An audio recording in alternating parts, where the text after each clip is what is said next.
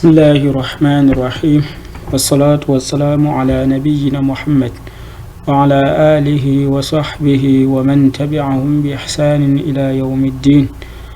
أما بعد, nous allons ici dans notre cours parler des tombes de Médine, et nous allons ici étudier le livre de grammaire qu'on appelle At-Tadribat al-Lugawi. Tadribat al-Lugawi, c'est-à-dire dans ce livre vous allez trouver que ça parle des règles, ça va parler des règles grammaticales, ça va parler du surf, vous allez voir la conjugaison, un peu de conjugaison.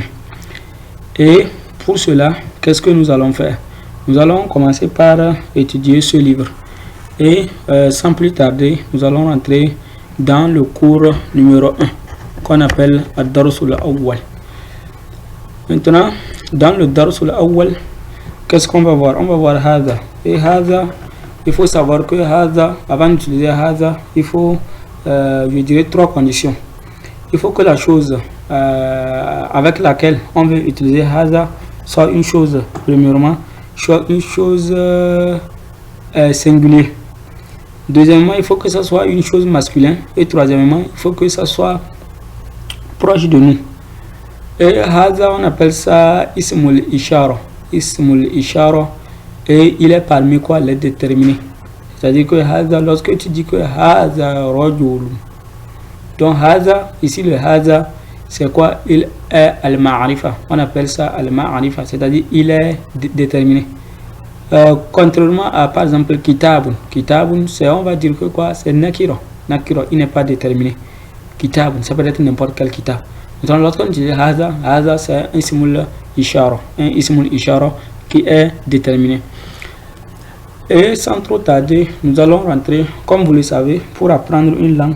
Soit vous avez les photos, soit le professeur peut vous expliquer par comment, par les gestes.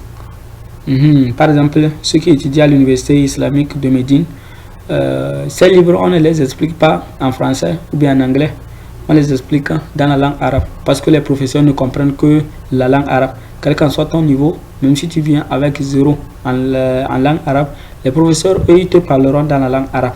Maintenant, toi, tu vois les photos, tu vas voir les gestes du professeur, comment le professeur va te faire, peut-être pour t'expliquer une notion, par exemple pour t'expliquer une chose, peut-être un objet, il est obligé, là dans ce cas, on va te montrer une photo. Pour t'expliquer un verbe, le professeur va faire le verbe là. Par exemple, le professeur va faire, par exemple, pour t'expliquer le verbe dakhala. Le professeur, il va faire quoi? Il va rentrer pour te dire que lorsque tu le verbe là, le verbe dakhala là, ça veut dire entrer. Maintenant ici, la première des choses qu'on commence par apprendre, c'est-à-dire quoi? On commence par apprendre avec quoi? Les images. Les images, on va commencer par apprendre avec les images. Et les images, c'est à vous de voir. Vous attendez le professeur et vous répétez, et ça va s'ancrer bi'idhnillahi ta'ala. Maintenant ici on dit Hadha Baytun. La première des choses c'est Hadha Baytun. Baytun, c'est-à-dire une maison. C'est-à-dire Hadha, on avait dit que Hadha, il faut que, c'est-à-dire que Baytun là, en arabe, c'est-à-dire c'est singulier, puisque ça peut être différent, ça peut être l'inverse. Un nom peut être en arabe féminin et en français masculin. Et un nom peut être en français masculin, en arabe féminin. Quelque chose comme ça. Hadha Baytun. Donc ici, Baytun, le mot Baytun, c'est singulier. C'est masculin en arabe. En français, c'est masculin en arabe. Et Hadha Baytun, c'est-à-dire Hadha, on peut traduire que quoi? Ceci est une maison. Parce que tu le pointes du doigt, tu dis Hadha Baytun. Tu shiru. C'est pourquoi on a dit que quoi? On l'a appelé quoi? Ismul Ishara. On a dit Hadha Ismul Ishara. Maintenant, lorsqu'on veut rentrer dans les détails, on va dire que Hadha, il est composé de Ha, qu'on appelle quoi? Harfu Tanbih. Et Za, qui est quoi? C'est le Za même qu'on appelle quoi? Ismul Ishara. Maintenant, le Ha, c'est un Harfu Tanbih, c'est-à-dire pour attirer l'attention de l'interlocuteur. On dit Ha, Hadha. On te dit que quoi? Itabi. C'est-à-dire l'interlocuteur il veut attirer ton attention. Harfu Tanbih. La première on dit Hadha Baytun, ceci est une maison. Haza masjidun. Masjidun, c'est-à-dire une mosquée. Haza masjidun. Haza babun. Babun, c'est une porte. Haza kitabun. Kitabun, c'est un livre. Haza qalamun. Qalamun, c'est un stylo. Un stylo. Haza miftahun. Miftahun, c'est une clé. Miftahun, c'est une clé. Haza maktabun. Maktabun, c'est un bureau sur lequel on travaille. Et ça, il faut, ce mot-là est différent de quoi? Il y a un autre mot qu'on va voir qui s'appelle quoi? Maktabatun. Maktabatun, et dans ce cas, on va dire hazihi. Et ça, c'est une bibliothèque. Haza sarirun. Sarirun, c'est un lit. Haza sarirun. Haza kursiyun. Kursiyun, c'est quoi? C'est une chaise. Maintenant, ici, lorsqu'on a vu haza, on va aller voir ici. Haza, c'était quoi? Des phrases. Puisqu'en arabe, on a quoi? On a deux types de phrases. On a ce qu'on appelle la jumla al-ismiya ou jumla al-fi'aliya. Jumla ismiya, c'est quoi? Ce sont des phrases, en français on va dire des phrases nominales. Les jumla fi'aliya, ce sont des phrases verbales. La jumla ismiya, particulièrement dans ce cours, pour la première partie de ce cours, nous allons nous intéresser aux jumla ismiya, les phrases verbales. Contrairement en français. Ici, en arabe, on peut amener une phrase sans amener un verbe. Contrairement en français. Par exemple, en français, lorsque vous venez, vous voyez ce que je viens de traduire. J'ai dit que quoi? Hada baytun. Et j'ai dit que quoi? Ceci est une maison. Vous voyez, je n'ai pas pu se passer du verbe être. Ceci est une maison. Or, en arabe, il n'y a pas ce verbe être là. Hada baytun. On a seulement hada. Hada qui veut dire quoi? Ceci. Baytun qui veut dire quoi? Qui veut dire une maison. Donc ici je pouvais traduire que quoi? Haza, c'est-à-dire ceci maison. Vous voyez, ici c'est ça qu'on appelle quoi? Les jumla ismiya. C'est-à-dire que c'est composé en arabe. Lorsqu'on vous dit un jumla ismiya, c'est un jumla qui débute par quoi? Un ism. C'est pourquoi on vous a dit que haza, c'est un quoi? C'est un ismul ishara qui est composé de ha qui veut dire harf tanbi et de za qui est le ismul ishara en question. Ici maintenant, pour poser des questions, on a soit on va utiliser le man ou bien le ma. On va utiliser le man et le ma. Ici, le ma, c'est pour poser des questions concernant les objets. Le ma, qu'on va voir ici dans notre cours, dans cette première partie, c'est pour poser les questions quoi concernant les objets. C'est ce ma là. Vous voyez, ce ma là. Donc c'est pour poser les questions concernant les objets. Quand on utilisera le ma. Après on va voir le man qui sert à poser les questions concernant les doués de raison. Ici le ma sert à poser les questions. On appelle ça en arabe quoi? Les goyrul ankil. Goyrul ankil, c'est-à-dire ceux qui n'ont pas doué de raison, comme un livre, une maison, une mosquée. Ils ne raisonnent pas, ils n'ont pas doué de raison, ils ne sont pas doués de raison. Donc on va utiliser le ma pour poser la question, c'est-à-dire pour demander à quelqu'un ça là c'est quoi. Ma haza, ça là c'est quoi? Ma haza. Maintenant qu'est-ce qu'il me dit? Haza baytun. Maintenant il me dit haza baytun. A on appelle quoi? Le a là que vous voyez, le a, celui qui est ici, ça veut dire que quoi? Est-ce que, simplement est-ce que. Le a on appelle quoi? Son nom en arabe on appelle Hamza al-Istifhamiyya. Hamza Istifhamiyya. Ici le ma qu'on avait vu c'était le ma al-Istifhamiyya, le ma qui sert à poser des questions. Puisque bon, en arabe vous allez voir beaucoup de ma. Il y a le ma al-Mawsoul, ma ou Mawsoul, le ma de liaison. Il y a ici le ma qu'on avait vu c'est le ma al-Istifhamiyya, le ma qui servait à poser la question. Ici aussi on a aussi un Hamza qu'on appelle quoi? Hamza al-Istifhamiyya. Et lorsque ce Hamza al-Istifhamiyya qui veut dire est-ce que vient là, il faut s'attendre à la question c'est-à-dire dans votre réponse il doit avoir forcément naam ou bien la, parce que lorsque quelqu'un va vous poser hadha baytun, soit tu vas dire naam hadha baytun ou bien soit tu vas dire la hadha babun. Vous voyez, soit il faut s'attendre à naam et à la. Contrairement à ma, il n'y a pas, vous devez répondre à la question comme telle posée. Par exemple, je vous dis je te dis que quoi? Ma hadha, ça là c'est quoi? Je vois une porte, je pointe mon doigt du porte, je dis ma hadha, ça là c'est quoi? Tu ne peux pas me dire naam, tu ne peux pas me dire oui, non. tu es obligé de m'amener une réponse claire, nette, pour que je comprenne que ça là, vraiment c'est la porte. Donc tu es obligé de me dire que quoi, haza babun, haza baytun, comme ça. Et le a, c'est le contraire, soit tu dis nam ou bien là. Tu peux dire nam en tout temps. Par exemple, quelqu'un peut te voir et dire que quoi, haza dikun, est-ce que ceci c'est un quoi? Tu vas dire nam, tu t'étais, ou bien tu dis là, tu t'étais. Ou bien lorsque tu veux faire le tafsir, tu veux faire l'explication, tu veux dire que quoi? Naam, haza dikun. Ou bien tu dis là, haza qitun. Quelque chose comme ça. Vous voyez? Ici, il a posé la question, haza baytun. Est-ce que c'est une maison? Il dit que quoi? Naam, haza baytun. Oui. Naam là, ça veut dire oui. Haza baytun. Ceci est une maison.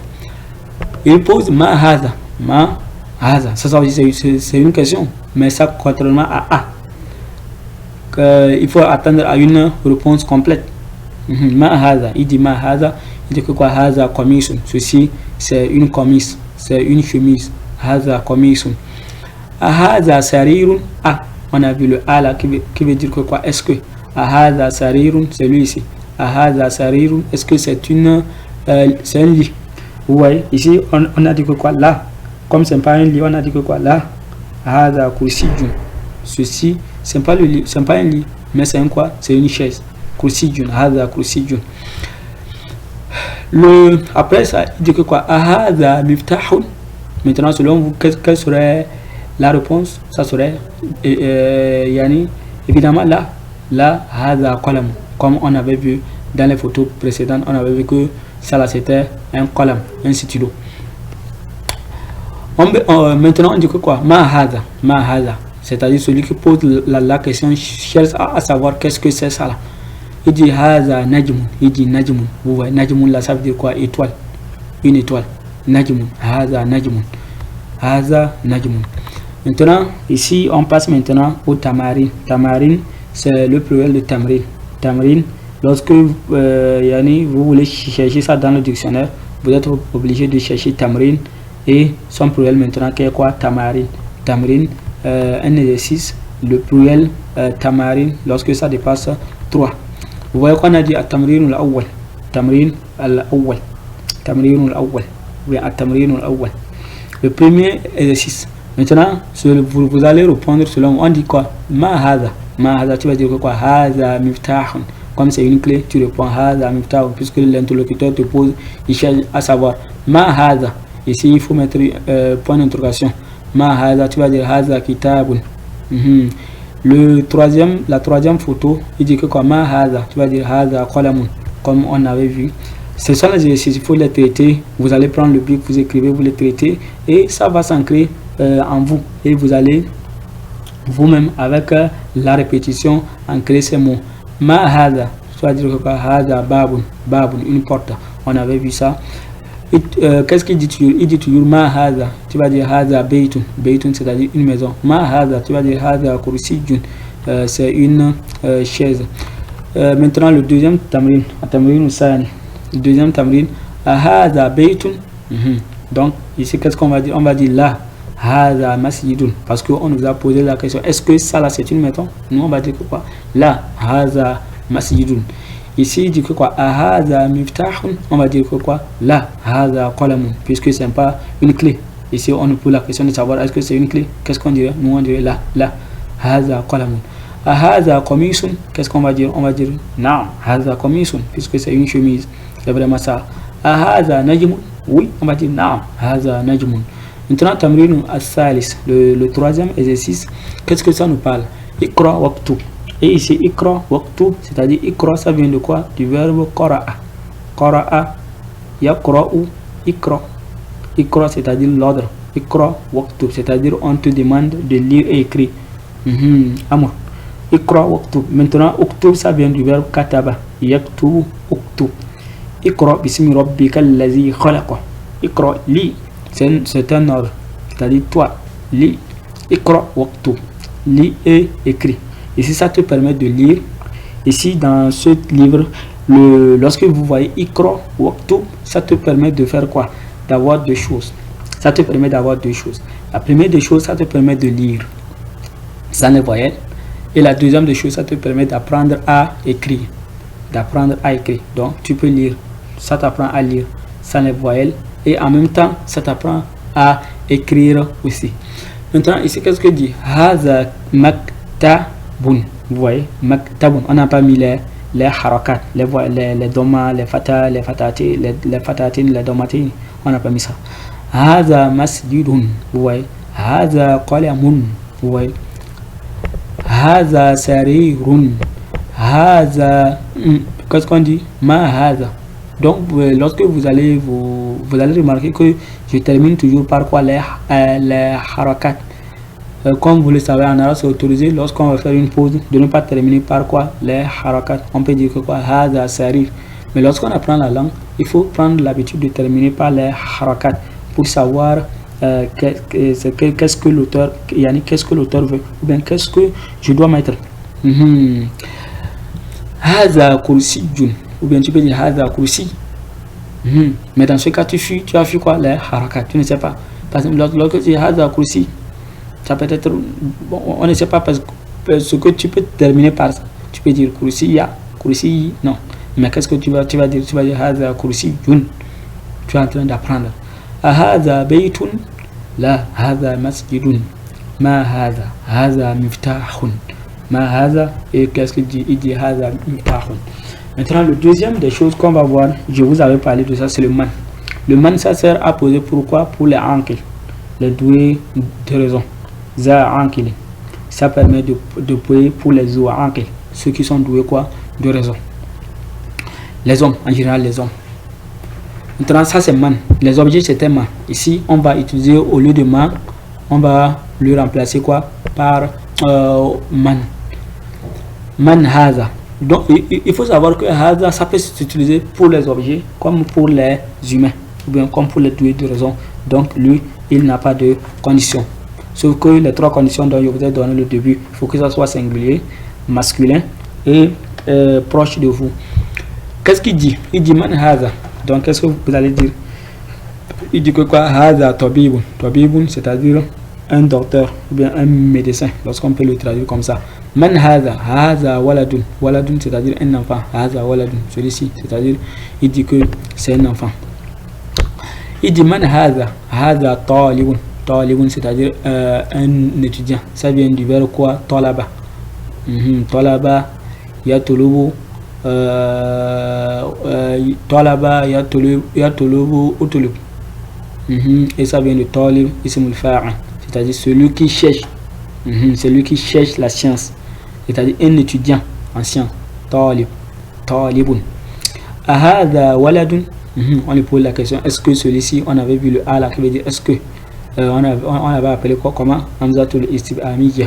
Hada salabun, il dit que quoi? La hada rajul. Non, ceci c'est quoi? C'est pas un enfant, mais c'est un homme. Ar-rajul, c'est un homme. Rajulun, ça veut dire un homme. Rajulun, un homme. Ma hada. Maintenant, il pose la question de savoir ma. Ma hada, il dit hada masjidun. Il n'y a pas le alif là. C'est quelque chose, il faut le supprimer. C'est juste, il faut mettre hada masjidun. C'est lors de l'impression ou bien lorsqu'on a voulu numériser le livre que ces erreurs se sont glissées déjà. Man hada tajirun. Tajirun, c'est-à-dire c'est un commerçant. Lorsque vous voyez tajirun, c'est un commerçant. Tajirun, ça aussi c'est un quoi? C'est un ismul aussi fa'il. On les appelle quoi? Les ismul fa'il, c'est-à-dire un ism qui vient du verbe tajirun, c'est-à-dire celui qui fait le commerce. Maintenant on dit que quoi? Haza kalbun. Kalbun, c'est un chien. Haza kalbun. Haza kalbun. Est-ce que ceci c'est un chien? Il dit que voilà, haza qittun. Non, c'est un chat. Haza himarun. Himarun, c'est lui ici. Himarun, c'est-à-dire que quoi? C'est l'âne. Un âne. Himarun. Haza himarun. Haza himarun. Maintenant, on lui pose la question avec Hamzatul istibhamiyya. Il dit que quoi? Là. Il dit que là. Haza hisan. Il dit ceci, c'est un quoi? Hisan. Le hison, ça veut dire cheval. Ma hada, il dit que quoi? Hada jamalun. Hada jamalun. Ceci, c'est un quoi? C'est un jamal, un chameau. Jamalun. Il y a ici c'est le mot quoi, Jamalun. Il faut bien le regarder et ne pas confondre avec le mot Jabalun. Jabalun, Jamalun et Yani, les deux semblent être la même chose, mais il y a une différence. Par exemple, Jabalun, ça se créera comme ça, Jabalun.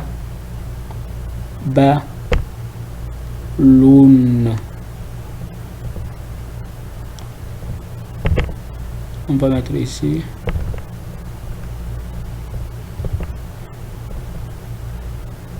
Jabalun. Jabalun. Vous voyez, ça serait Jabalun. Alors que ça c'est quoi? Jamalun. Vous voyez que c'est la lettre bas seulement qui change. Au lieu de mime, lorsque vous mettez bas, vous obtiendrez une montagne. Mahada. Mahada. Il pose la question de savoir qu'est-ce que c'est. Lorsqu'on utilise Mahada, lorsque quelqu'un ne va pas te poser Mahada, toi tu vas dire que Hada Rajulun. Non. On avait vu ça. Mahada, il faut s'attendre à des objets ou bien à des animaux. Mahada, tu dis soit Hada Babun ou bien Hada Jikun ou bien Hada Khisan ou bien Hada Jamalun ou bien Hada Jabalun ou bien Hada Qalamun Hada Baytun Hada Masjidun. Maintenant, lorsqu'il va te demander Man Hada, dans ce cas tu peux dire quoi? Hada Tabibun, Hada Muhandisun, Hada Mudarrisun, Hada jusqu'à la fin que vous connaissez. Mahada, on lui peut dire Hada Dikun. Dikun là qui veut dire quoi? Coq. Le coq c'est celui-ci. Hada Dikun. Maintenant, ici Man Hada, il dit que quoi? Hada Mudarrisun. Vous voyez, c'est le Mudarrisun ça. So, on avait vu on avait vu le mot étudiant. Hada, celui, ici on appelle quoi? Mudarrisun, c'est celui qui enseigne. Vous voyez qu'il a écrit Darsul Awwal Man yuridillahu bihi khayran yufaqihuhu fi din. Vous voyez, c'est le Mudarris ça. C'est lui ça. C'est le Mudarris ça. Il est en train d'enseigner et les élèves qui sont assis. On avait vu un élève, on l'appelait comment? Talibun. Maintenant, les élèves, on va les appeler quoi? Tullabun. Les élèves, lorsqu'ils sont beaucoup, on va l'appeler Tullabun ou bien Talabatun. Après, on va arriver là-bas, les pluriels des noms. Ahada Komisun, il pose la question de savoir est-ce que ceci c'est une comise. Il dit que quoi là? Hada Mindilun. Mindilun, c'est une serviette. Hada Mindilun, c'est une serviette ou bien un torchon. Bon, je comprends pour effacer, Inch'Allah. Ici, vous avez aussi le tamrin al-rabi'u, le quatrième exercice qui dit que quoi? Ikra'tu. On avait expliqué ce que ça voulait et ce que on voulait de vous. Ma hada, vous voyez, on a écrit ma hada. Qu'est-ce qu'il a répondu de hada qalamun? Qu'est-ce que le 2 dit que quoi? Hada kalbun. Man hada? Hada tabibun. هذا جمل هذا كلب لا هذا قط هذا ديك نعم هذا ديك هذا حصان لا هذا حمار هذا منديل عفوا هذا منديل plutôt هذا ولد نعم هذا ولد من هذا dit هذا رجل هذا رجل. Et ici on va s'arrêter ici. والصلاة والسلام على نبينا محمد.